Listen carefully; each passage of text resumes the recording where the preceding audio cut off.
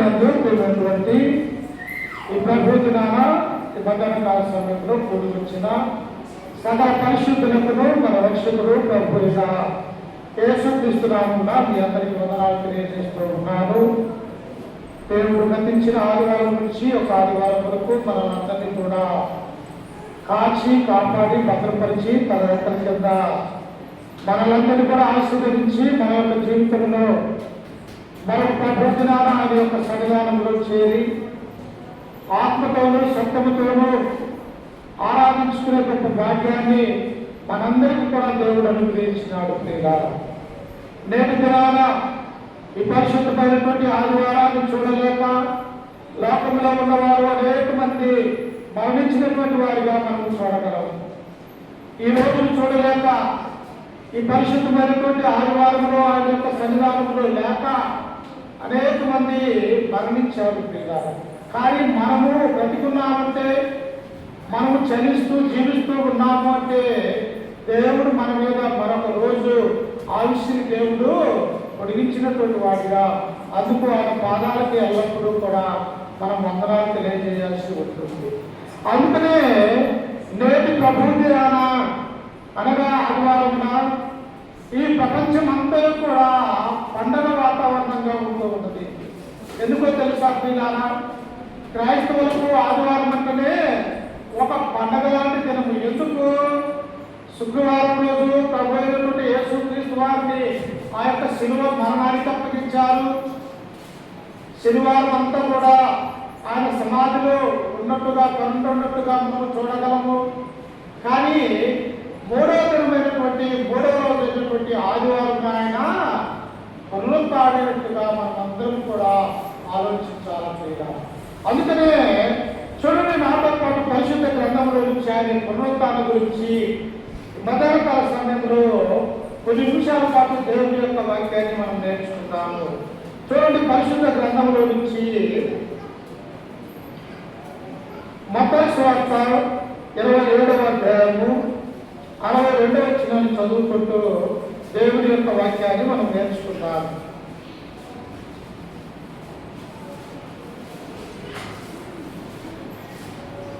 మత్తయి సువార్త 27వ అధ్యాయము 62వ వచనము. మరునాడు అనగా సిద్ధపరచు దినమునకు మరుసటి దినమున ప్రధాన యాజకులను పరిశీలనలు పిలాతులకు కూడి వచ్చి, అయ్యా, ఆ వంచకుడు సజీవుడై ఉండినప్పుడు 3 దినములైన తర్వాత నేను లేచదనని చెప్పినది మాకు జ్ఞాపకము ఉన్నది. చూశారా పిల్లారా, ఇక్కడ ఎవరంటూ ఉన్నారు? యూదులైనటువంటి వారు అడుగుతూ ఉన్నారు. ఎవరి దగ్గరికి వచ్చారు? రోమా గవర్నరైనటువంటి పిలాతు దగ్గరికి వారు వచ్చి ఉన్నారు. అప్పటికే ఆ క్రీస్తు ప్రభువారిని శిలువ మరణానికి అప్పగించారు. ఆయన ఎన్ని శ్రమలు ఎన్ని బాధ పెట్టాలో అవన్నీ కూడా బాధ పెట్టిన తర్వాత ఆ శిలువలో ఆయన మరణించి మరి సమాధి చేయబడినటువంటి వాడిగా మనం చూస్తూ ఉన్నాం. అప్పుడు సమాధి చేయబడ్డ తర్వాత, సమాధిలో ఉంచిన తర్వాత అక్కడికి వచ్చినటువంటి ఆ యూదులు పిలాతుతో ఏమంటున్నారో తెలుసా? అయ్యా, ఆ వంశకుడు అంటూ ఉన్నారు. వంశకుడు అంటే ఎవరు? మోసం చేసేవాడు, కఠిన హృదయం కలిగినటువంటి వాడు, లేకపోతే కుట్రపూరితైనటువంటి నిర్ణయాలు తీసుకునేవాడు. అందుకనే ప్రభువులు ఇక్కడ ఏమంటున్నారంటే యూదులు ఆ వంశకుడు అని ఆ మాటలు అంటూ ఉన్నారు. నిజంగా క్రీస్తు ప్రభువారిని ఆ మాట్లాడడానికి వారికి ఎలా నోరొచ్చిందో మనకు అర్థం కాదు. కానీ ఆయనలో ఉన్నటువంటి ఏ పాపం లేని వాడిగా ఉన్నాడు. ఆయన ఈ భూలోకంలో ఉన్నన్నారు కూడా అనేక మందిని స్వస్థపరిచినాడు. దేవుని యొక్క రాజ్యమర్మాలు బోధించాడు. ఆయనతో పాటు తిరిగినటువంటి వారిని భోజనాలు పెట్టినాడు. ఆ తర్వాత ఆయన చేసే అద్భుతాలు, సూచనలు అవన్నీ కూడా వారు చూసినప్పటికీ కూడా క్రీస్తు ప్రభువారిని వారు అంటున్నటువంటి మాటలు ఏమంటున్నారంట? ఆ వంశకుడు అనే మాటని అక్కడ మాట్లాడుకోవచ్చు. అప్పుడు ఏమంటున్నాడు చూడండి, అయ్యా, వంశకుడు సజీవుడై ఉండినప్పుడు 3 దినములైన తర్వాత నేను లేచదనని చెప్పినది మాకు జ్ఞాపకం ఉన్నది. కాబట్టి 3వ దినము వరకు సమాధిని భద్ర చేయని ఆజ్ఞాపించుము. వారి శిష్యులు వచ్చి వాడిని ఎత్తుకొని పోయి ఆయన మృతులలో నుండి లేచినని ప్రజలతో చెప్పుదురేమో. చూసారా, ఆ యూదులతో ఉంటారు. ఆయన చనిపోయినప్పటికీ కూడా ఈ లోకంలో మానవాళి కొరకు తన యొక్క ప్రాణాన్ని ఆ కలువరిలో ఆయన ఆ యొక్క రక్తాన్ని చిందించినప్పటికీ కూడా ఈ యొక్క యూద అధికారులు యూదులు ఏమంటున్నారంటే, ఆ వంశకుడు బ్రతికున్నప్పుడు మాటలు మాతో చెప్పాడు, ఇదిగో నేను మరణిస్తాను, సమాధి చేయబడతాను, మూడవ దినాన పునరుత్థానం అవుతాను అని చెప్పేసి ఆ యేసుక్రీస్తు వారు బ్రతుకున్నప్పుడు ఆ చెబుతూ ఉన్నప్పుడు మేము విన్నామయ్యా. కాబట్టి చనిపోయినటువంటి ఆ సమాధిని ఏం చేయమంటున్నారు?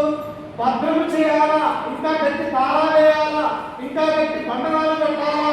ఎందుకంటే ఆ యొక్క శిష్యులు వచ్చి యేసుక్రీస్తును ఆ యొక్క శవాన్ని బయటకు తీసి వారి ఎక్కడైనా పూడ్చిపెట్టి క్రీస్తు మృతులలో నుండి లేచాడు అనేటువంటి ఒక అసత్యాన్ని ఎక్కడ ప్రకటన చేస్తారో కనుక ఆ సమాధిని పూర్తిగా సైనికుల యొక్క వలయంలో భద్రపరచండి అని ఆ రోమా గవర్నమెంట్ పిలాతు దగ్గరికి ఈ యోధా అధికారులు వస్తూ ఉన్నారు. అంటే ఇక్కడ మనం గమనించవలసినటువంటి విషయం ఏంటంటే, ఆయన ఏ పాపము లేనటువంటి వాడిగా నీతిమంతుడిగా లోకాన్ని రక్షించడానికి వచ్చిన లోక రక్షకుడిగా సృష్టికర్తగా ఈ లోకంలో దేవుని యొక్క కుమారుడిగా ప్రజలందరికీ కూడా మేలు చేయాలన్నటువంటి ఉద్దేశం కలిగినటువంటి ఆయన్ని చనిపోయినప్పటికీ కూడా ఎలా హింసిస్తున్నారు అన్నటువంటి సత్యాన్ని మనం జ్ఞాపకం చేసుకోవాలనుకున్నా.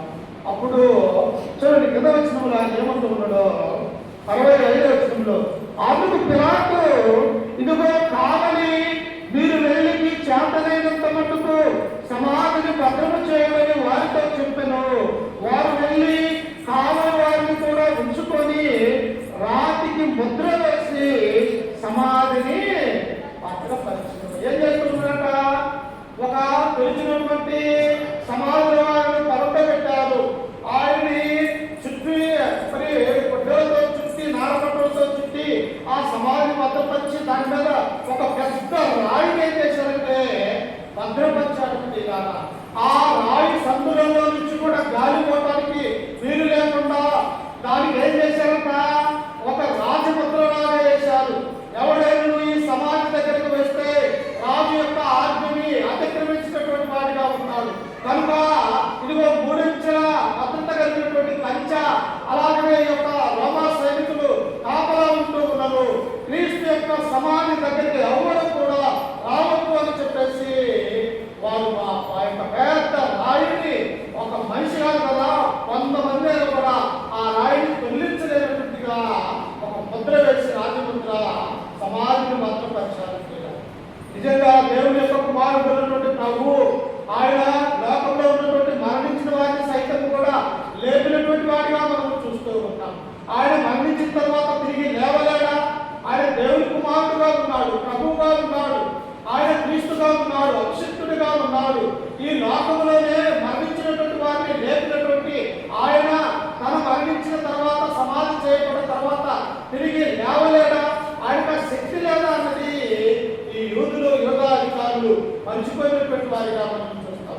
మనము కూడా ప్రియులారా దేవుని యొక్క గొప్పతనాన్ని, లోకరక్షకుడైనటువంటి ప్రభు గురించి మనము చాలా చిన్న చూపుగా చూసేవారిగా ఉంటాం. ఆయన మనము ఎలా ఉండాలా? పూర్తిగా విశ్వాసం కలిగి ఉండాలా? ఆయన ఎందు పూర్తిగా నమ్మకం కలిగి ఉండాలా? నేను నమ్ముకున్నటువంటి దేవుడు ఆయన పరలోక సంబంధమైన వాడు, ఆయన సర్వ సృష్టికి ఆది సంపూర్ణుడై ఉన్నవారికి మారు కనుక నేను నా నమ్మకాన్ని ఎల్లప్పుడూ కూడా దేవుడి నుండి తొలగించుకోకూడదు అని చెప్పేసి మనం ఎలా ఉండాలి? మన యొక్క జీవితంలో క్రీస్తుకి నమ్మకం కలిగి ఉండాలా, భయం కలిగి ఉండాలా, భక్తి విధేయత కలిగి ఉండేవారిగా మనం ఉండాలి.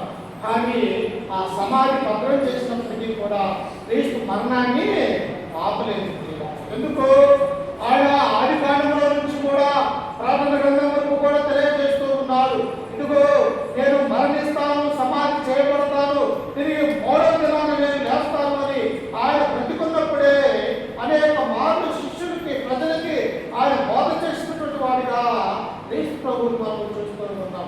ఎందుకంటే ఆయన గురించి అనేకమైనటువంటి లేఖనాలు ఇక్కడ ఉంటున్నట్టుగా మనం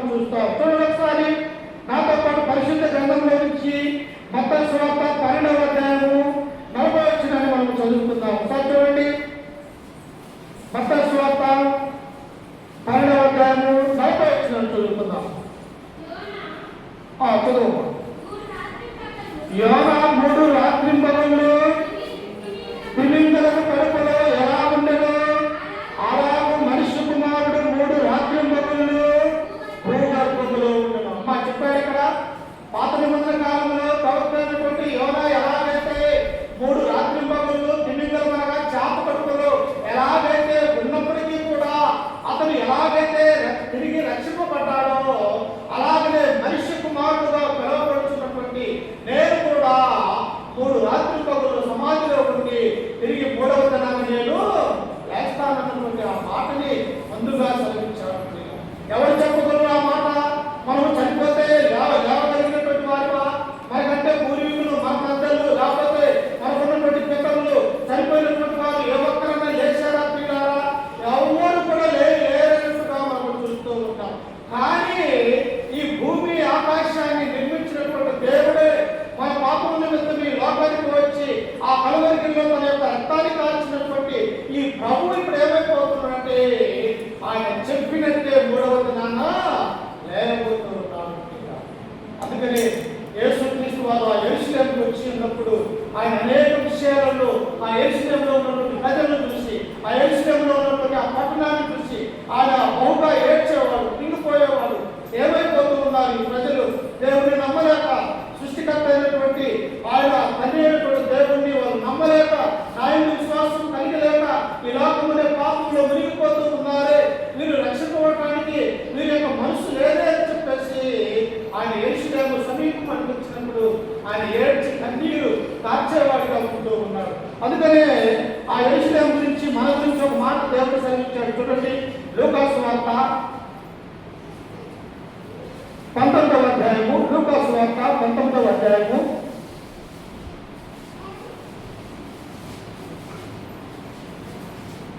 41వ వచనాన్ని మనం చదువుకుందాం. లూకాసు వార్త 19వ అధ్యాయం 41వ వచనము. ఆయన పట్టణములకు సమీపించినప్పుడు దానిని చూసి దాని విషయమై ఏడ్చి, అమ్మా చాలమ్మా నిజంగా ఏడ్చాడు ప్రభు. ఎలాగయా పురుషుడిగా ఉన్నాడే, పురుషుడు ఏడవటి మీద ఈనాడు అనేక మంది మనం అనుకోవచ్చు. కానీ ఇక్కడ ఎవరు ఏడ్చారట? లోకానికి వచ్చినటువంటి యేసుక్రీస్తు వారే ఆ యెరూషలేము సమీపంగా వచ్చి ఉన్నప్పుడు ఆ యెరూషలేము యొక్క పట్టణాన్ని చూసి అది ఏం చేస్తూ ఉన్నారట? ఏడుస్తూ కన్నీరు కారుస్తూ ఉన్నారు. ఎందుకు ఏడుస్తూ ఉన్నారు? ఏ మానవాళ్ళైతే నేను రక్షించడానికి లోకానికి వచ్చానో, ఏ భూలోకంలో ఉన్నటువంటి సమస్త మానవాన్ని తండ్రికి దగ్గర చేయడానికి నేను వస్తే నన్ను శిలువ మరణానికి అప్పగించడానికి మీరు పూనుకొని ఉన్నారే అని చెప్పేసి ఆయన కన్నీరు కార్చేవారుగా ఉంటారు. అంటే వారి యొక్క హృదయంలో ఉన్నటువంటి కఠినత్వం గురించి, వారి యొక్క హృదయంలో ఉన్నటువంటి దుష్టత్వం గురించి, వారి హృదయంలో ఉన్నటువంటి సాతాను గురించి ఆయన ఏడ్చి కన్నీరు కార్చేవారుగా ఉంటూ ఉన్నారు. అందుకని ఆయన ఏమంటున్నాడంటే అక్కడ దాని విషయమై ఏడ్చి ఏమంటున్నాడంటే చూడండి, నీవును ఈ దినమందరూ సమాధాన సంబంధమైన సంగతులను తెలుసుకొని ఎడలా నీకెంత మేలు.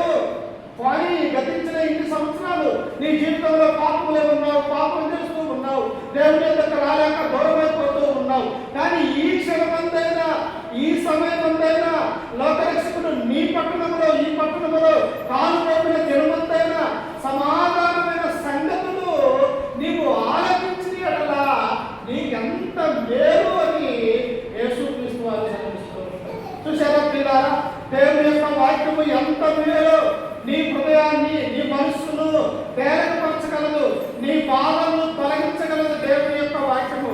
అంతేకాదు దేవుని ఎందుకు వచ్చేవారు దేవుడు ఉన్నాడని, ఆయన మనల్ని రక్షిస్తాడని మీరు నమ్మవలన కదనే మాటలు మనం అక్కడ చూస్తూ ఉన్నాం. అందుకని ప్రభువు యెరూషలేములో ఉన్నటువంటి ఆ పట్టణాన్ని గురించి ఆయన అంటూ, నీవును ఈ దినమందరూ సమాధానమైన సంబంధమైన సంగతులను తెలుసుకొని ఎడలా నీకెంతో మేలు. లోకంలో ఎన్ని మాటలు వినడానికి మేలు కాదు చేయాలి. సమాధానం అనేది ఎక్కడ జరుగుతూ ఉన్నది? సంతోషం అనేది ఎక్కడ జరుగుతూ ఉన్నది? మానవుడికి లోకంలో ఎక్కడ కూడా సమాధానము, సంతోషము లేదు ప్రియులారా. ఆయన యొక్క సన్నిధానంలో ఆయనలో ఉంటే నీకు దానికి ఒక పరమాత్మ వేస్తుందని ఈ గ్రంథం మనకు సెలవిస్తూ ఉన్నది. ఇంకా ఏమంటున్నాడు చూడండి కింద వచ్చినప్పుడు, గాని ఇప్పుడు నీ కన్నులకు మరుగు చేయబడి ఉన్నది. ప్రభువు నిన్ను దర్శించిన కాలము నీవు ఏడుకుంటుని కనుక నీ శత్రువులు నీ చుట్టూ కట్టి ముట్టడి వేసి అన్ని ప్రక్కలను నిన్ను అరికట్టి నీలో ఉన్న నీ పిల్లలతో కూడా నిన్ను నేల కలిపి. నువ్వు నమ్మట్లేదు ఉదాహరణ మాటలు, ఈ సమాధానమైనటువంటి సంగతి గురించి నీవు ఆలోచించడం లేదు కనుక ఆ యెరూషలేములో ఉన్నటువంటి జనుల కొరకై మనందరికి కొరకై ప్రభు యేసు కన్నీరు కాల్చి ఆ శిలువ మరణాన్ని పొందినటువంటి వాడిగా మనం చూస్తూ ఉన్నాం. ఇప్పుడు శిలువ యేసు శిలువ మీద నుంచి దించారు.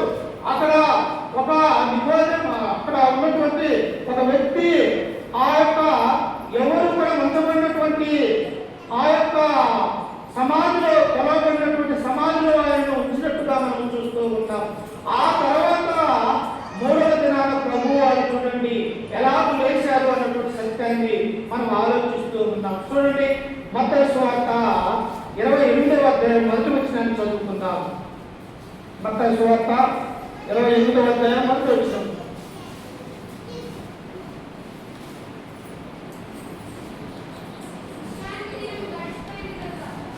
విశ్రాంతి దినము గడిచిపోయిన తర్వాత ఆదివారమున తెల్లవారుచుండగా, అమ్మా విశ్రాంతి దినం అంటే ఎప్పుడు?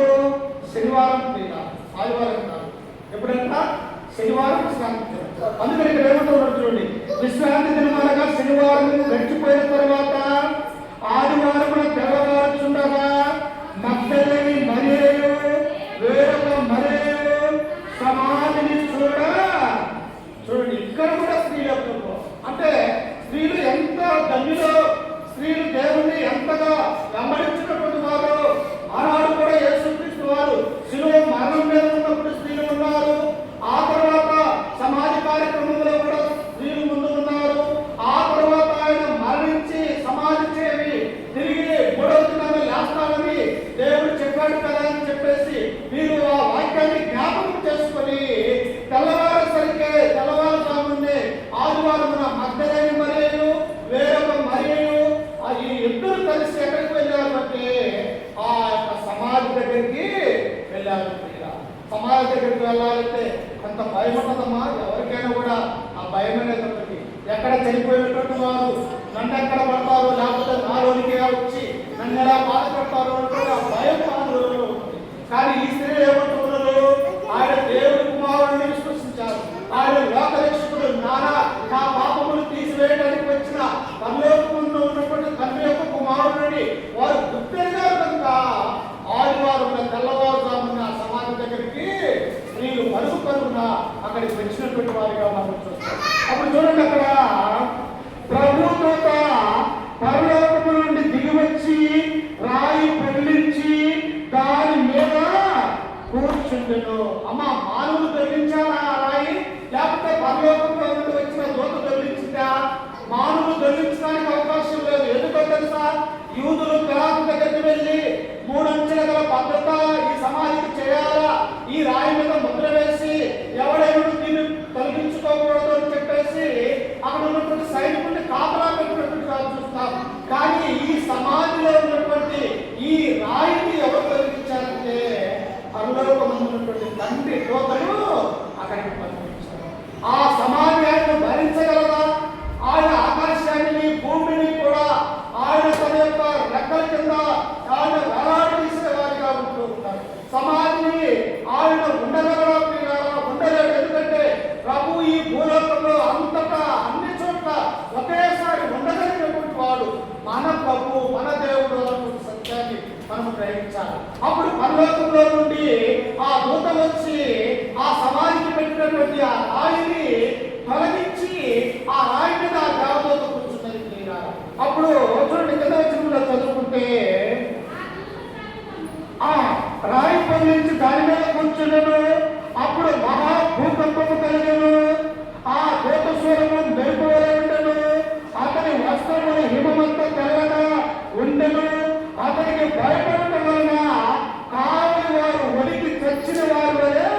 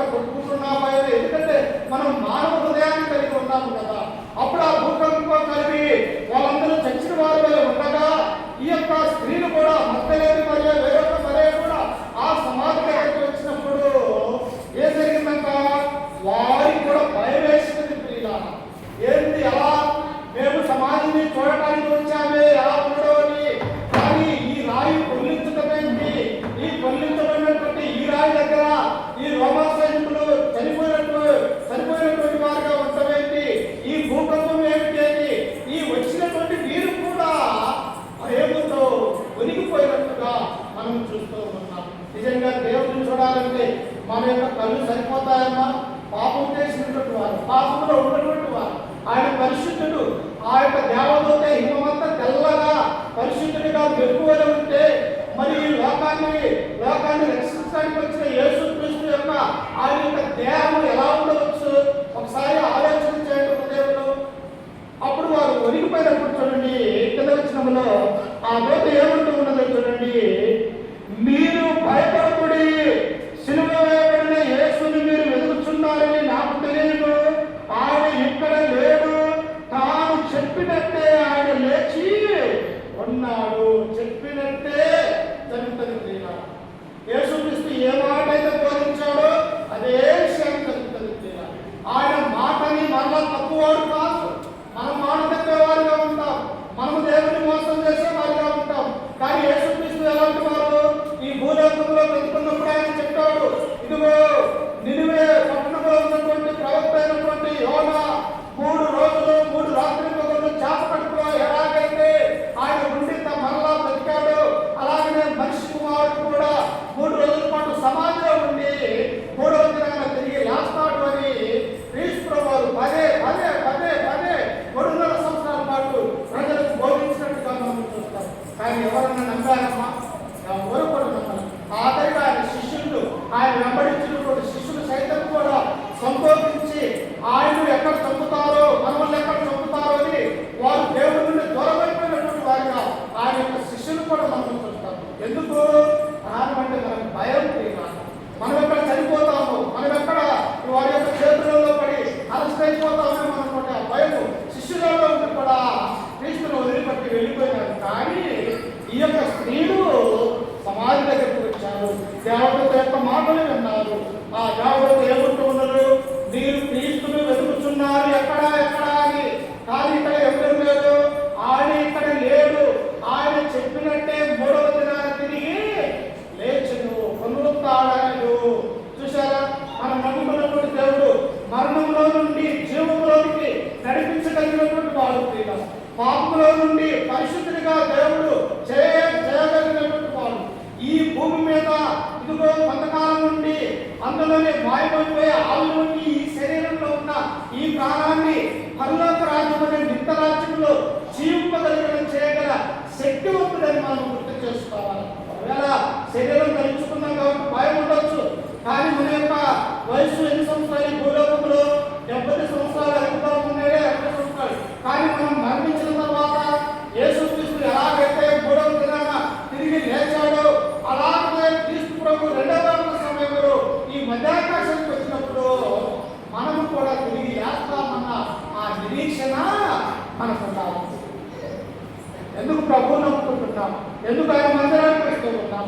ఎందుకు మనం ఆయన ఆత్మతో సత్యంతో ఆరాధించుకుంటున్నామంటే ప్రాముఖ్యమైనటువంటి ఆజ్ఞ ఏమిటంటే ఈ లోకంలో మనం మరణించినప్పటికీ ఆత్మ సంబంధమైనటువంటి ఆ రాజ్యంలో నేను దేవుడితో ఉండి ఆ యొక్క పరలోక రాజ్యంలో దేవుడి చెంత నేను బ్రతుకుతానన్నటువంటి ఆ నిరీక్షణ కలిగే మనం ఈ లోకంలో ఈ యొక్క ఆయన యొక్క సన్నిధానంలో ఉన్నామన్నటువంటి ఆ సత్యాన్ని మనం జ్ఞాపకం చేసుకోవాలి. అందుకని ఇంకా ఏమంటున్నాడో చూడండి, కింద వచ్చినాలో చదువమ్మా 7వ వచనం.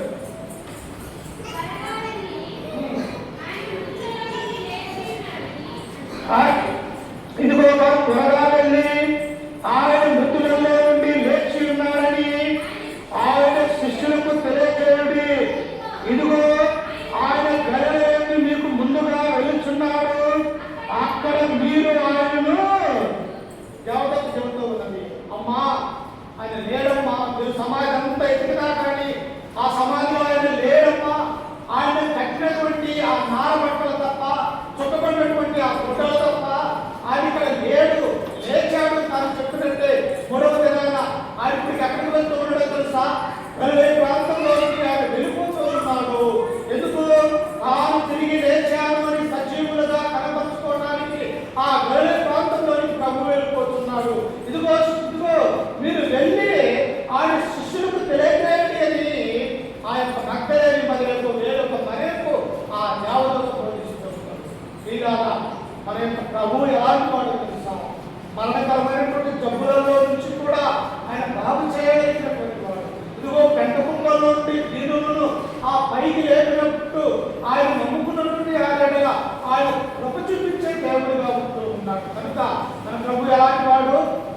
మరణించినప్పటికీ కూడా తిరిగి మూడవ దినాన లేచే గొప్ప సర్వోన్నతమైనటువంటి సత్యాన్ని మనము గ్రహించాలనుకుంటున్నాం.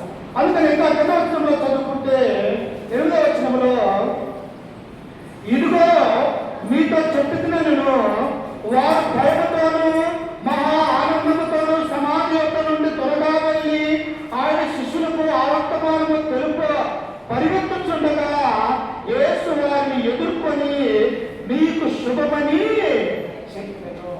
ఏ యేసుక్రీస్తు అయితే మరణించాడో, ఏ యేసుక్రీస్తు అయితే మేము చంపినా మీద ఆయన యొక్క మాటలు వినపడదు భూలోకంలో అని వీళ్ళు సంతోషపడ్డారు రోమీయులు, యూదా అధికారులు, అదే యేసుక్రీస్తు వారు మూడవ దినాన లేచి ఆ గలిలయ పర్యటనలో ఉన్నప్పుడు ఈ ఆయన యొక్క శిష్యులు లేకపోతే ఈ యొక్క స్త్రీలు కూడా అక్కడికి వెళుతూ ఉన్నప్పుడు ఆయన వారికి ఎదురుగా వచ్చాడు. నిజంగా క్రీస్తు ప్రభువు ఈ సమయంలో మన మధ్యలో ఉంటే మనం ఎంత ఆనందపడతాము, ఎంత సంతోషపడతాము. ఇదిగో అయా నీ గురించే పొద్దులు లేచి అయా నీ కొరకు ప్రార్థిస్తూ ఉన్నాము. నీ స్వరూపమే మేము చూసే భాగ్యము మేము కలిగినామంటే అటు మా యొక్క జన్మ ధన్యమైపోతుంది. మనము కూడా ఎంతో సంతోషిస్తాం కదా. అలాగనే స్త్రీలు కూడా క్రీస్తు ప్రభువుని చూశారు. చూసినప్పుడు ప్రభు ఏమంటున్నాడో తెలుసా, ఇదిగో మీకు శుభము, మీకు ఆనందము, మీ యొక్క జీవితాలు బాగుపడ్డాయి అని వారితో సెలవిస్తున్నారు. వెంటనే వారు ఏమంటున్నారు, ఆయన పాదముల మీద పడ్డారు. అయ్యా, ఈ లోకంలో నువ్వు మరణించిన వరకున్నాము, తిరిగి మూడవ దినాన మనిషి కుమారుడిగా దేవుని యొక్క కుమారుడిగా నువ్వు లేచావయ్యా. ఇదిగో నిన్ను మాత్రమే నీ ద్వారా తండ్రి అయినటువంటి దేవుని ఆరాధిస్తూ ఉన్నాం. నువ్వు చనిపోయిన ప్రాణం కూడా మేము ఏడుస్తూ కన్నీరు కాచుతూ ఈ మేడగదిలో ఉండి పరమన్నటువంటి దేవునికి మేము మొరపెడుతూ ఉన్నాం. ఆయన మూడవ దినాన నువ్వు లేచి మాకు ఎదురుగా వచ్చి నీకు శుభము అని తెలియజేస్తూ ఉన్నావు. మాకు ఇంతకంటే ఆనందం ఏం కావాలి అని ఆ స్త్రీలు ఎంతో సంతోషపడ్డట్టుగా మనం చూస్తూ ఉన్నాం. మనము కూడా తీరాలి. ఎన్ని కష్ట నష్టాలు వచ్చినప్పటికీ కూడా క్రీస్తు మరణించి తిరిగి మూడవ దినాన లేచాడని మనం నమ్మాలా. నమ్మకపోతే అసలు మన విశ్వాసమే కాదు. ఆ విషయాన్ని మనం నమ్మకపోతే అసలు మనం ఆయన వెంబడించే వారమే కాదు. అందుకని ఈ సమయంలో చివరికి ఒక మాట చదువుకొని ముగించుకుందాం. చూడండి, కొరింథీయులకు రాసినటువంటి మొదటి పత్రిక 15వ అధ్యాయము ఒకసారి చూడండి.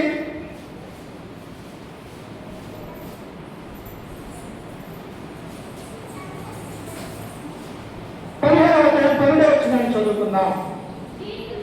క్రీస్తు మృతులలో నుండి లేపబడి ఉన్నాడని ప్రకటించబడుతుండగా మీలో కొందరు మృతుల పునరుత్థానము లేదని ఎక్కువ చెప్పుచున్నారు. అమ్మా చూడండి, ఇక్కడ ఏమంటున్నారు, ఆనాడు తిరిగి మూడవ దినాలు లేచారని ఈ లేఖనాలన్నీ తెలియజేస్తే కొరింథీలో ఉన్నటువంటి కొంతమంది అబద్ధ బోధకులు ఏం చేస్తున్నారో తెలుసా, అసలు యేసుక్రీస్తు అనేవాడు లేవలేదు, ఆ సమాధిలోనే ఆయన ఉన్నాడు, వారి యొక్క శిష్యులు ఎత్తుకొని ఎక్కడో పెట్టారు, ఆయన లేవలేదు, పునరుత్థానం కాలేదు అని కొరింథీలో ఉన్నటువంటి సంఘానికి అనేక మంది అబద్ధ బోధ చేస్తూ ఉన్నారు. అప్పుడు పౌలు అంటూ ఉన్నాడు, ఏమంటూ ఉన్నాడు, క్రీస్తు మృతులలో నుండి లేపబడితే మీరేమంటూ ఉన్నారు, ఆయన లేపబడలేదని మీరు అంటూ ఉన్నారు.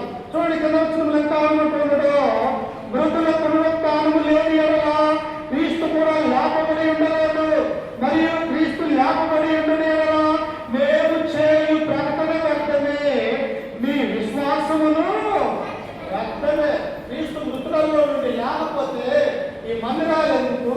ఆ మందిరాలలో ఇన్ని లక్షల మంది, కోట్ల మంది ప్రతి ఆదివారం ప్రభుత్వాన దేవుని యొక్క సన్నిధానంలో కూర్చి ఆయన గురించినటువంటి సువార్త ప్రకటన చేయడం ఎందుకు అని ఈ పౌలు కొరింథీలో ఉన్నటువంటి సంఘానికి తెలియజేస్తున్నారు. ఈనాడు కూడా కొంతమంది ఏమంటారు, మీరంతా భ్రమపడుతూ ఉన్నారు, క్రీస్తు ఒక మానవుడు, ఆయన ఒక కనికైన మరే గర్భాలు పుట్టినట్టు కాదు, ఆయన ఒకరిని పనిచేసేవాడు, ఆయన దేవుని కుమారుడు ఎలా అవుతాడని మీరు నమ్ముతున్నారని ఈనాడు అనేక మంది మనల్ని ఎగతాళి అపహాస్యం చేసేవారు. కానీ మనం నమ్ముకున్న దాన్ని గట్టిగా పట్టుకోవాలి. పట్టుకోకపోతే మనము కూడా మోసము పోయే ప్రమాదం ఉంది. మనము సాతాను యొక్క మాటలు వినడానికి అవకాశం ఉంటూ ఉన్నది. అందుకని ఇంకా పదార్థంలో చదువుకుంటే చూడండి, ఆయన ఏమంటున్నాడు, పదార్థంలో మృతులు లేపబడిన ఎడల క్రీస్తు కూడా లేపబడలేదు, క్రీస్తు లేపబడిన ఎడల మీ విశ్వాసము వ్యక్తమే, మీరిందరూ మీ పాపములోనే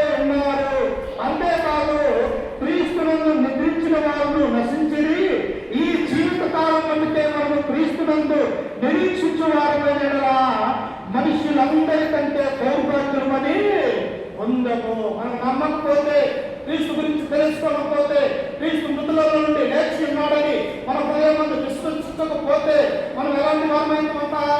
దౌర్భాగ్యులు అయిపోతాం. అంటే పూర్తిగా దేవుడిని ఎరగనటువంటి వారైపోతాం. కనుక క్రీస్తు మరణించాడు, శ్రమపడ్డాడు, మూడవ దినాన్ని తిరిగి లేచాడు. భూలోకంలో ఎవ్వరు కూడా లేకపోలేదు. లేకపోతే ఈ భూలోకంలో దేవుడు నమ్మన్నటువంటి వారు ఏ దేవుడు కూడా లేకపోలేదు. ఎవరు లేకపోవడాలంట? యేసు క్రీస్తు మాత్రమే మూడవ దినాన తిరిగి లేచి ఆ తండ్రి యొద్దకు ఆరోహణ బయలుదేరాడు. కాబట్టి ఈ యొక్క ఆదివారం దేవుడు లేచినటువంటి ఈ పునరుత్థానం మనం క్రీస్తునందు మన హృదయంలో విశ్వసించు, నమ్మకం కలిగి, భయం కలిగి, ఇంకా క్రీస్తు యొక్క వాక్యాన్ని మన యొక్క హృదయంలో భద్రపరుచుకుంటూ మన జీవిత కాలం అంతా మటుకు క్రీస్తును మన హృదయంలో ముద్రించుకోవాలని చెబుతూ ఈ వాక్యాన్ని మీరు తెలియజేస్తూ ఈ మాటలను అన్నిటిని కూడా హెచ్చరిక చేసుకుంటూ బాగుపడుతున్న మీ అందరికీ మన రక్షకుడు ప్రభు అయిన యేసుక్రీస్తు నామమున వందనాలు తెలియజేస్తూ ఈ వాక్యాన్ని ముగించుకుంటూ ఉన్నాను. సమయం 1 గంటగా వస్తూ ఉన్నది.